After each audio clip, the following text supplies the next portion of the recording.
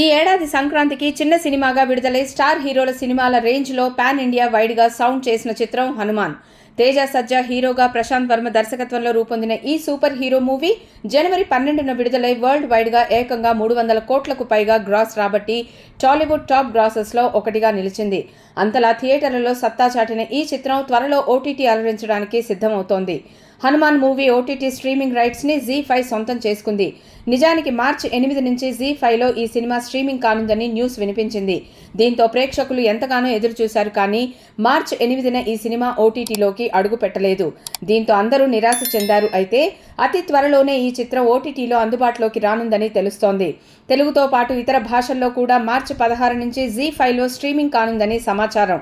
థియేటర్లలో విడుదలైన 2 నెలల తర్వాతే హనుమాన్ మూవీ ఓటీటీలోకి వస్తుందని ప్రమోషన్ సమయంలో చిత్ర బృందం తెలిపింది.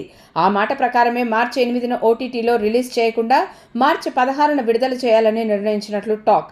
ప్రైమ్ షో ఎంటర్టైన్మెంట్ బ్యానర్పై నిరంజన్ రెడ్డి నిర్మించిన ఈ సినిమాలో అమృత అయ్యర్, వరలక్ష్మి శరత్ కుమార్, సముద్రఖని, వినయ్ రాయ్, వెన్నెల కిషోర్ తదితరులు నటించారు.